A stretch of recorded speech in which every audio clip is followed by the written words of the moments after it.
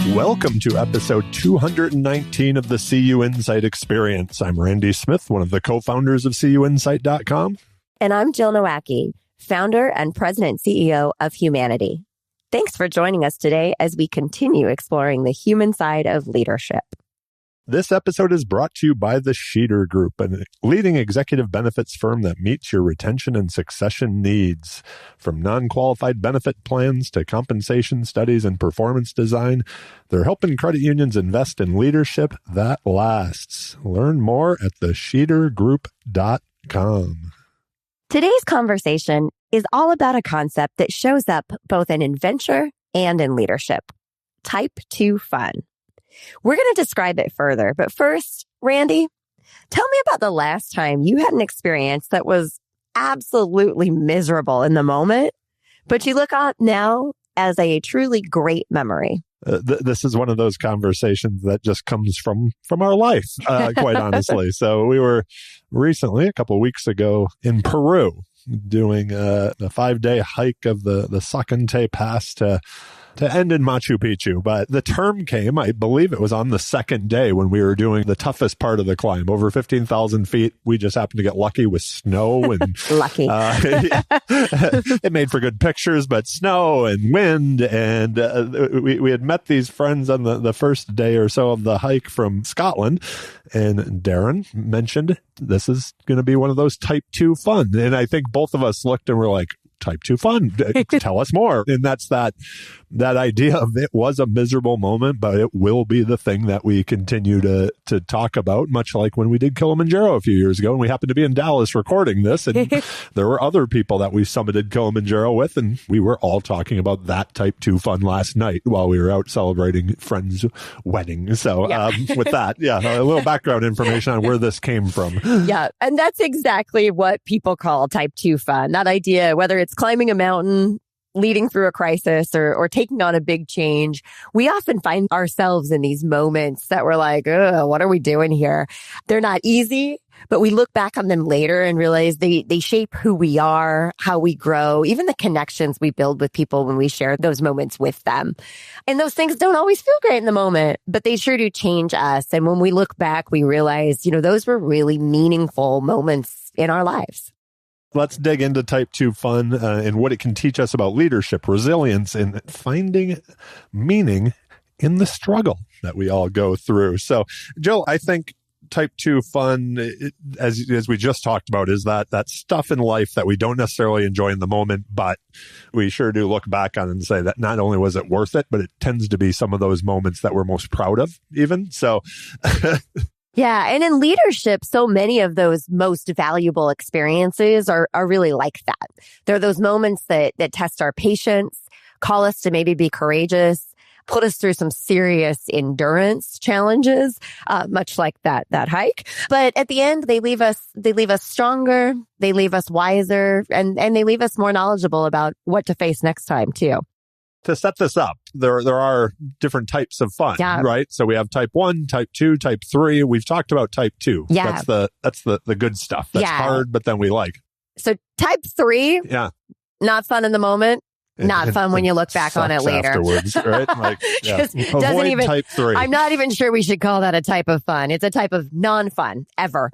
Type 1 fun, though, is interesting because that type 1 fun is, it's fun in the moment and it's fun after. And I think it's really interesting to think about type 1 fun like type 1 fun going on a great vacation. Super.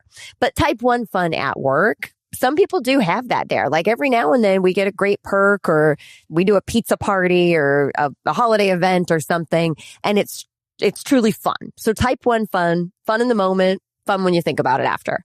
Type 2 fun, not fun in the moment, fun when you think about it after. Type 3 fun, just never fun. I think it's so interesting because I think as we all look back on our careers, there were those uncomfortable moments that we know led to personal growth. Could be company growth, credit union growth, whatever it happens to be.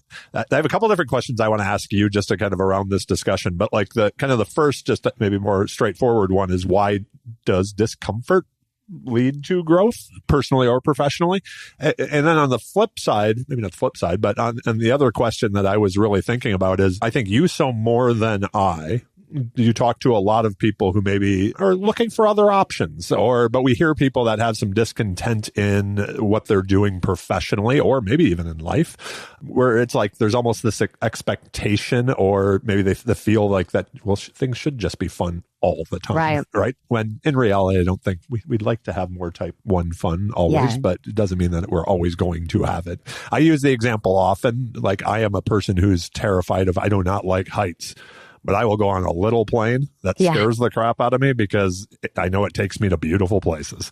So that discomfort to me is worth it, because I know at the end I'm going to go someplace that I wouldn't be able to get to without being on that little 8-seat propellered plane. Okay, so you started out with saying a bunch of questions, and then you asked a couple of questions, and then you shared something that made me think of something else. So you're going to have to refocus me and redirect me. But one thing that's interesting is talking about that idea of the little plane that takes you somewhere great. I don't think the little plane ride is type 2 fun. I think the little plane ride is like a necessary step in the journey. And that's an interesting distinction to me, because sometimes, we might look back at that and say, well, it still would have been better to teleport or something based on that, right?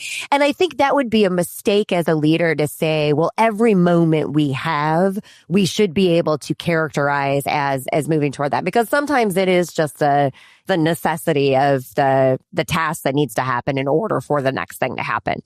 The comment there, that idea, something that I think is really fascinating to watch is we talk a lot about employee engagement and what it takes to make people feel happy.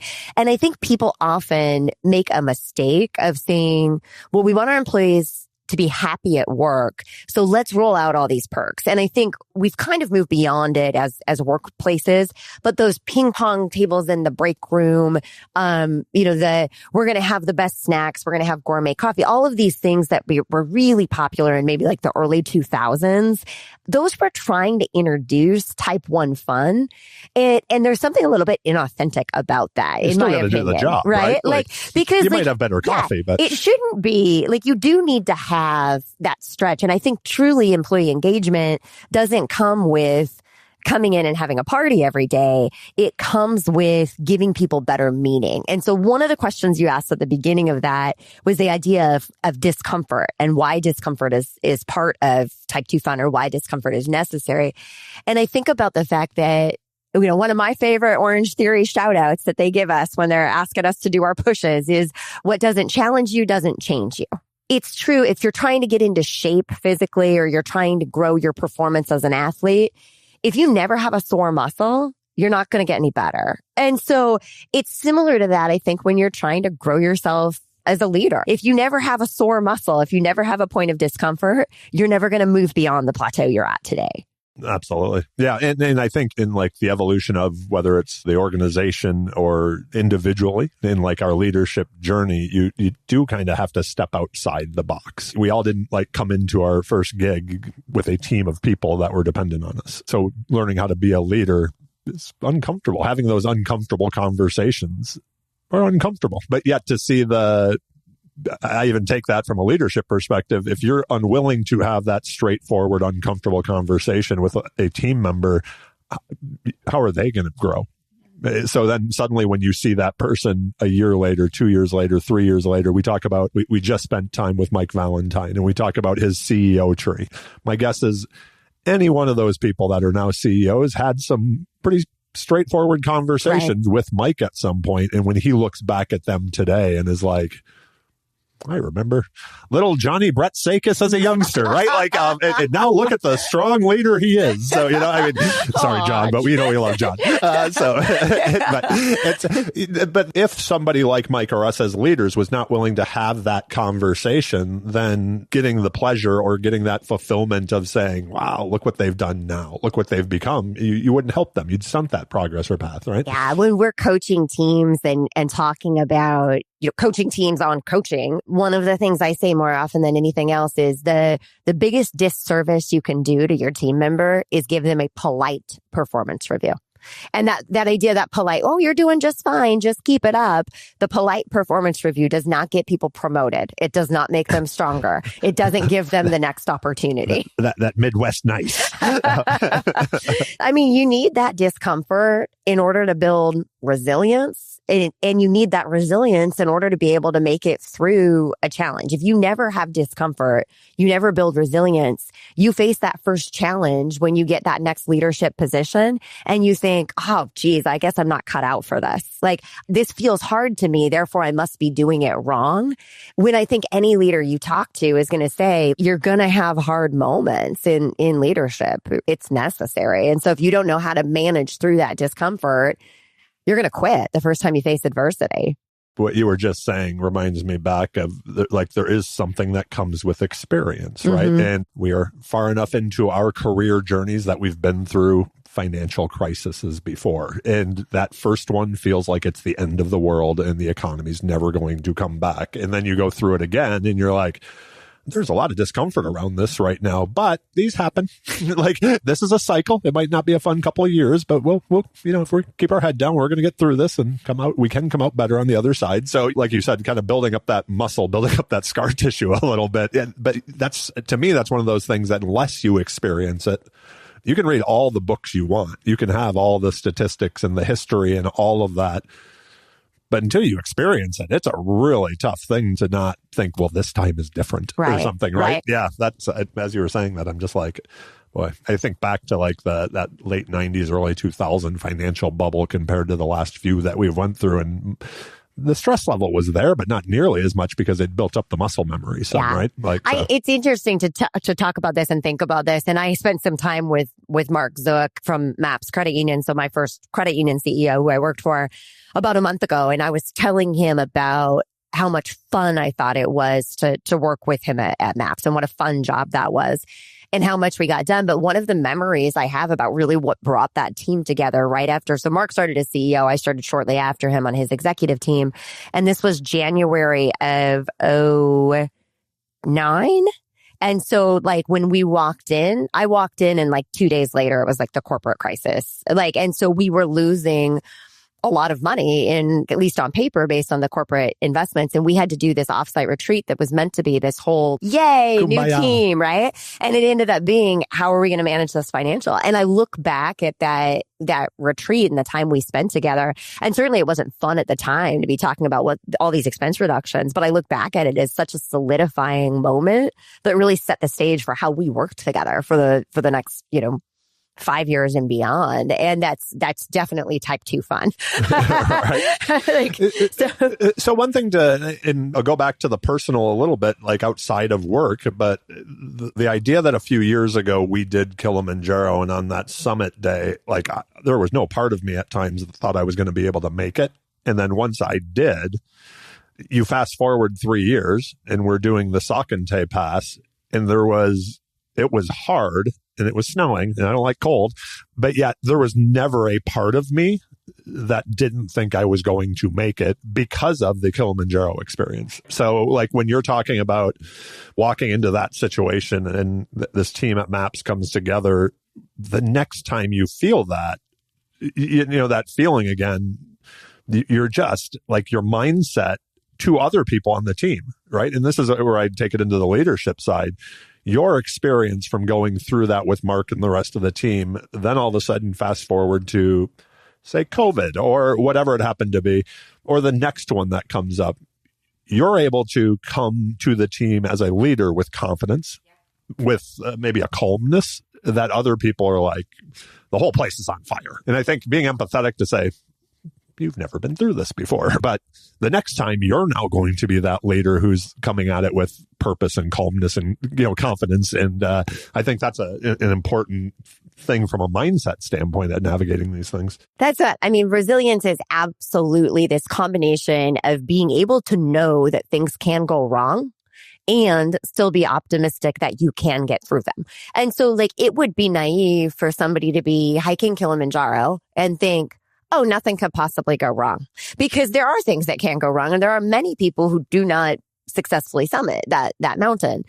And some people who have done it, we had guides with us who've done it. And even those, they don't do it 100% of the time. Yeah. There's something happens along the way, but that ability to be optimistic and say, I can make it through a struggle. And this struggle may be temporary, But on the other side of the struggle, there is a reward for it. And so certainly your comparison there on Kili, you hadn't had an endurance challenge like that you'd put yourself through physically Never yet. before. Nope. When we got to Peru, there was that like, okay, I know I'm physically capable of it. I know things could still go wrong. There could be conditions or something that cause this not to work.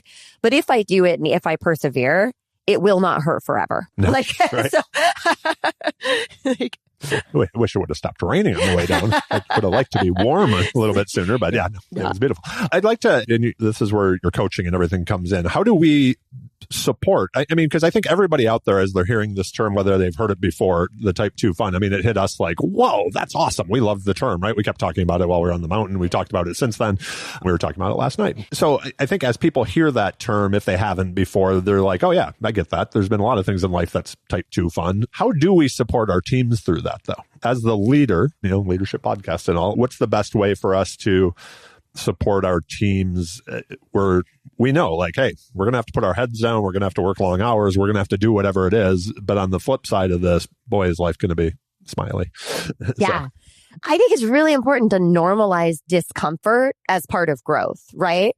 So, and that goes back to, again, not to get dorky about the what doesn't challenge you doesn't change you thing there. Like if you're going through a hard moment, you're pushing yourself for something and you think, gosh, I shouldn't feel this way. Like our evolution as human beings has led us to believe that when something hurts, we should stop because we should not intentionally put us into pain points. That's why we have nerve endings, right? But there's also that we're not asking you to take yourself to the point of actual like permanent damage to yourself, but some level of this discomfort is absolutely critical for growth. And so like make sure you're not abandoning self-compassion in order to push yourself through that, but recognize that those discomforts are important. And as the leader, celebrating the accomplishments that come with that, and not with things like a pizza party, but with that, like helping them connect the dots. Like, hey, I know that was a hard project you did, but look at the impact that you made on the company, on the member, on the, like, because you did that. And how do we celebrate that accomplishment by focusing on the impact and the growth, not the, oh boy, that was hard. You deserve a pizza party. Even I would say, to me, it's very easy often to focus from like an organizational standpoint of look at how much better the organization is. But I would also say, I think for most of us as leaders, when we see others on our team growing and you're like, oh, look at that. Yeah. You see that growth. I think pointing that out as well. You talked about the nice performance review type of thing. I think in those moments, though, where it's like you've shown genuine growth in your leadership after you worked on that, let's say, project, after you took that training, whatever, like to point out that I've noticed a positive change in the way you're interacting, leading, doing your job, your career journey. And then how do we build from there? What's the next? You got outside your comfort zone. Now what? I was telling you the other day that this is for any consultant, fall is just a really busy time. Like consultants are out on the road. This is a big travel season for them. And I have one team member who ended up on like back-to-back business travel. And it's not typical for that team member. And so I made a comment to her about racking up her sky miles on that one. And it is different for her. So it does feel a little bit like a stretch. But I was also able to say, and this is something that this time last year, you didn't have the capacity yet. And so now these 2 business trips that you're taking are taking them off of my plate because of how much you've grown. Business travel does take a toll on people. She was like, yeah, I'm so glad I've been able to grow to this point when we came back with that. And that was a cool conversation to have for sure. Well, one of the points that I had written down in our kind of our talking points was this idea of building a culture that embraces growth through those challenges. And that's another place that I would like to ask you on as an entrepreneur and somebody who I just always say gets bored very easily. I love change. So to me, it's like, okay, get good at something. And then it's like, what next? But I know that's not everybody's mindset. I think some people like to work towards comfort and then live in comfort for a little while. And that's like, I'm just not wired that way. How do we, knowing that there's different levels of, let's call it pain points or whatever, like there's people at Orange Theory Fitness who push it much harder than I do. I'm like just trying to burn my calories for the day, quite honestly, so that I can eat other stuff. But there are other people that every single time are going up heavier in weights, and they're getting much better results. But in the gym, that's not my threshold, right? Like, or my desire. But so I think about that professionally as well. Is if I'm a person who's constantly wanting change and is like, okay, what can we do next? What can we do next? And I do like to celebrate the wins, but then it's like, okay, let's find another reason to celebrate. So how do we manage through that to bring not only like our direct reports and our teams, but also the entire organization around? We've seen leaders who move way too quick, and the organization, whether it's the board or the rest of the team, just can't keep up because they don't have any idea where the organization's going because it's just constantly moving, right? So thoughts on that?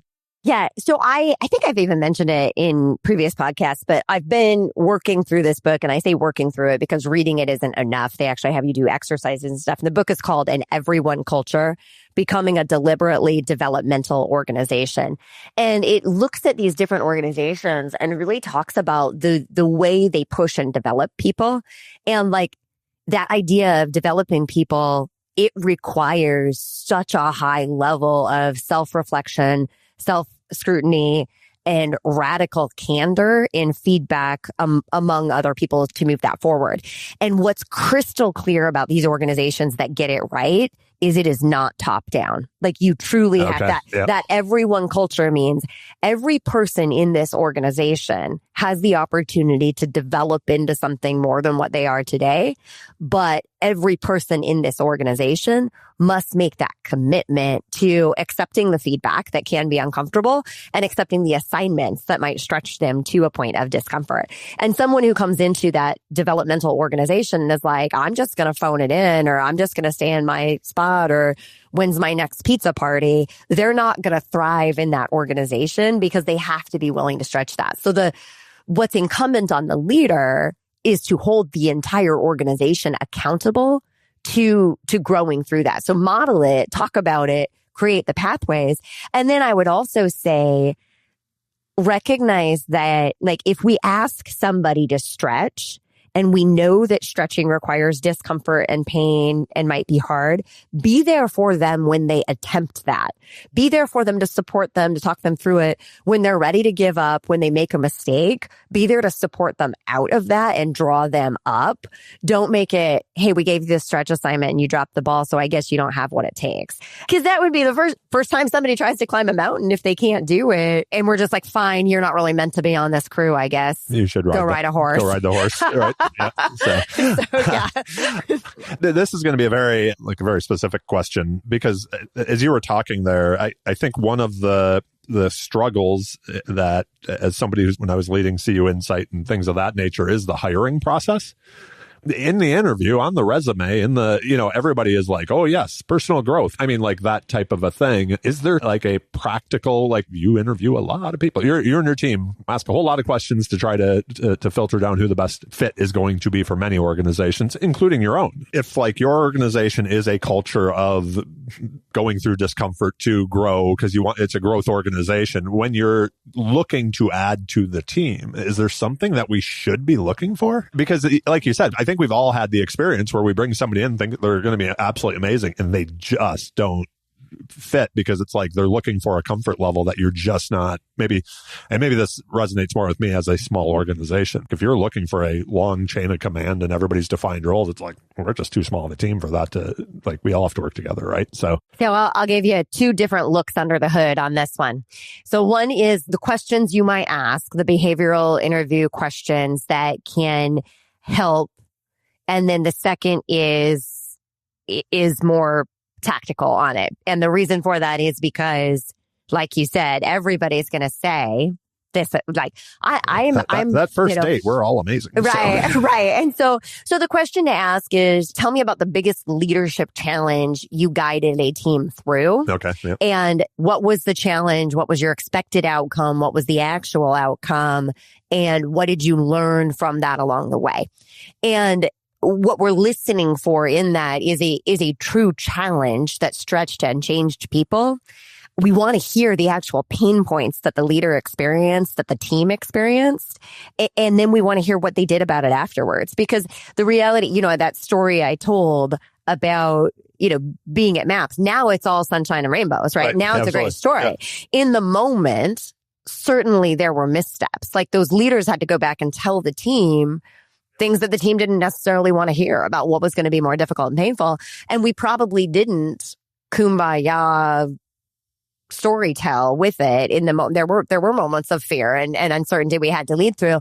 And you want a leader who can acknowledge that. The second thing is right now, the average tenure of leaders is shorter than it ever has been since they've been tracking this. That is a reality.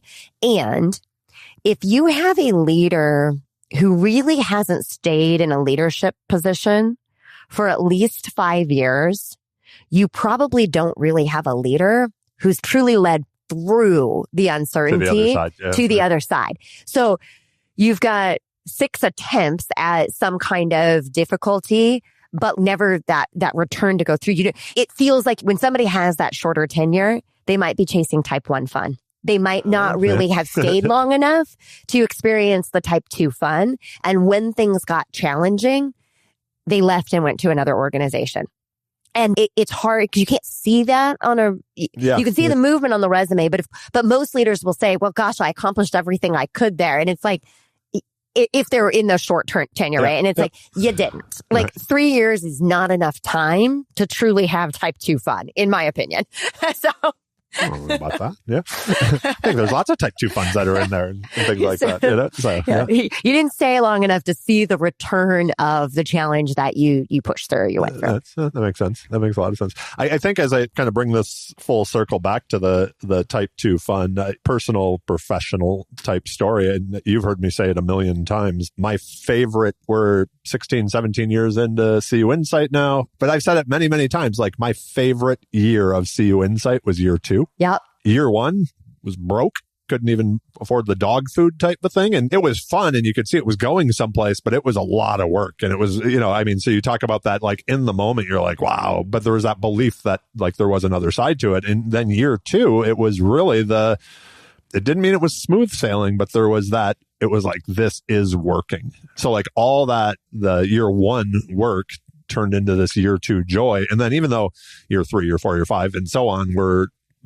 became amazing years, I still look back so fondly at year 2, which was still the putting in the efforts, but seeing the results, right? Like, comparing it to the mountain, it was like, you can see the point you're trying to get to now. Suddenly, it's not just some distant thing in the future. So when you think back, you've talked about the MAPS experience. Is there in your own leadership journey that type 2 fun that, as we've been having this conversation, that you think back on and you're like, that was actually a pretty cool time. I think Frida and I must have been having some type 2 fun in 2021 or so, because we talk about it now to the team. We're like, it was just the 2 of us. Yeah, right? Yeah.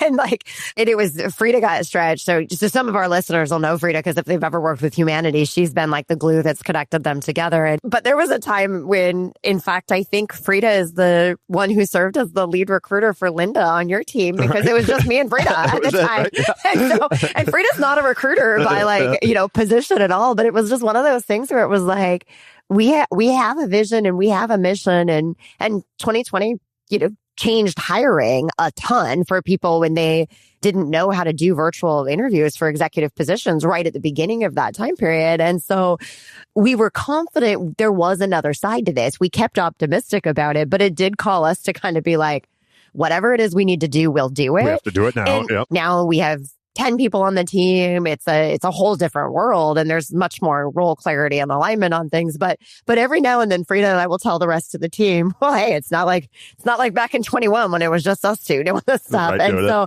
I think that was probably in hindsight, that was definitely a type 2 fun period where it was challenging at the time. But I had this partner, and she's my ride or die there, right? With it, just like we were going to do it, whatever it took. And now we can look back, and there's so much pride in what we accomplished by carrying that through and seeing the other side of that, for sure. It connects in so many different ways. I mean, we happen to be, like we said, recording this in Dallas, and we're with friends last night. We'll be with them again tonight, celebrating a beautiful life event. But like idea of what stories come back. We're all people that have known each other for years. When you were talking about Frida, you've heard me tell this one a million times too. Like when I was talking about early CUInsight, Dave and I, probably maybe year 3-ish, thinking that we got to a point where there was actually a crazy thing in entrepreneurship, but consistent. We were actually consistent revenue and consistently getting a paycheck actually. And then all of a sudden July rolled around and we brought in $700 total for that month because of stuff. I mean, it was like, I say that like that didn't cover expenses. We had employees. I thought, I mean, it was like, wait, what just happened? We thought we were at a different point. But 15 years later, we still laugh about that every July. Like all the other successes and things like that, it is still something that I'm sure the team's heard. I know Greg as our CEO has heard it from us, I mean, but it's something that like Dave and I still look back on almost fondly, even though it was like in that moment, like what's happening? But it was just such a funny thing. And we knew on the mountain that we wanted to do this episode. Last night, to me, like even solidified it more, being with friends that we've experienced things with, over time, where it's like the stories we tell aren't necessarily about the many other things that have went on in our careers or lives, but it's these like certain shared moments.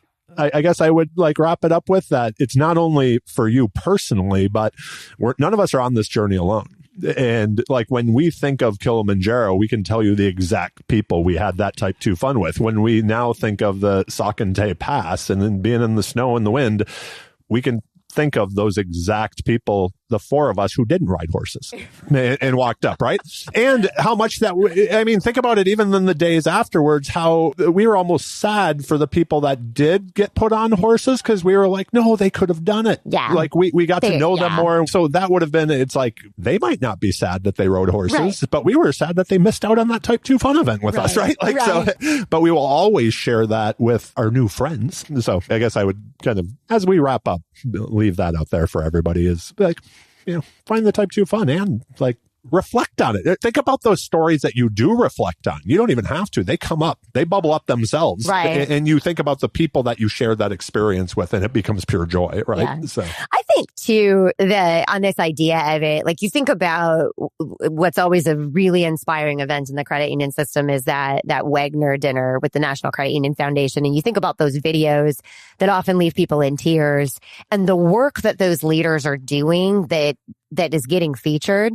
You don't look at that and think, wow, what a joyride, right? Like going out and doing the work to provide access to financial services for underserved communities. You see all these videos of people, like all of the folks who worked through like providing resources during Hurricane Katrina. Like no one thought it was fun to go out there, in the rubber boots and slog through the water and the floods and stuff to make sure members were okay. They weren't having fun in the moment, but that is the type of stuff that leaves legacy. It leaves lasting impact. And it's challenging and it's hard and you need resilience to get through it. And if you're the one who's leading a team to push through that, you might have team members that are sitting there saying, hey, I've got my own stuff going on in my own life. Being like, this is hard. And like being able to say, like, this is what makes a difference. This is the meaning that comes from it, is doing this type of work. And I would point out that there is never a shortage of people in those videos willing to talk about that experience too, Absolutely, right? Like, so right? sometimes there is someone getting the award, but there's always the stories of the people who were with them along the way that you see the joy in their face recounting it. And like our friend Lois Kidd, she's probably had a lot of type 2 fun over her career in all those developing countries she's visited and the work she's done. And they are always telling stories, right? Whenever those people get, like that group gets together, there's always my gosh. I was just in Ghana with them and all the stories are coming out. So yeah, that's the thing about it. I think it's not just that it's hard that makes it type 2 fun. It's that it stretches you, grows you, and really makes a difference. And the amount of people are like, yeah, I'm not doing that again. And then they're there 3 years later, again, right. They're like, yeah, man, no problem. That's, I'm in. Yep. Yeah. So, cause it's the joy that comes from it. So as we wrap this up, any final thoughts you'd like to close with? Any takeaways? Absolutely. I think there are probably some listeners who right now who are like, oh, I didn't know what it was that I was struggling with here, but I guess I'm having some type 2 fun in the moment. And so I think that the takeaway I would leave is as you're managing through whatever it is you're managing through, recognize that growth is often disguised as struggle, and know the difference between pain that's telling you to stop and pain that's telling you you're growing and you're changing, and look to embrace that so that you can expand what you're capable of. And also so that you can build some pretty cool stories to be telling in the future. Story, right? You make that impact, you find that meaning. And so even when it's uncomfortable now, but recognize that that's temporary, and on the other side is an impact, a memory that will be permanent. I would leave just with this. Recognize type 2 fun. Also recognize type 3 fun, which is not fun. So if, that's a good point. If it's just pain and there's nothing on the other side of it that's going to be good that comes from it, yeah, that's probably a bad situation. So we may all have some of those points in life, but we should try to limit those. I would say is, as we think back, and I think you pointed it out very well, that idea of like, there was a period where it seemed like we more than tried to say, look how much type 1 fun we have in our organization, when really the thing we talk about is never that good coffee in the break room or the ping pong table. It is the type 2 fun that we go through as a team, as an organization, individually. Those are where all the stories come from. Yeah. No one looks back and remembers the pizza party. Right. They remember those projects that pushed them to become the leader who they are today. Absolutely. And with that, I want to wrap it up. Again, a big thank you to the Sheeter Group for their continued support of these conversations. We are having so much fun. We have a couple of great guests coming up here. Recently, we were just talking to one last night. So she's going to be exciting. You guys will love that one. And we saw somebody else when we were in Milwaukee in the Cellar event. That's going to be on, I think we're actually recording like Monday or something with them. So we've got some awesome guests that are coming up and some more great conversations. So again, thank you to the Sheeter Group for supporting these conversations. Check out the show notes for links, resources. Jill mentioned a book. Well, that'll be linked in there as well. And obviously ways to stay in touch. We love to hear from you. And don't forget to hit subscribe on your favorite podcast player, Apple, Spotify, Amazon, wherever you happen to listen. We are on them all. We'll be back soon. Until then, embrace the climb, find the meaning in the challenge, and keep leading with heart. Thank you all for listening. We appreciate you.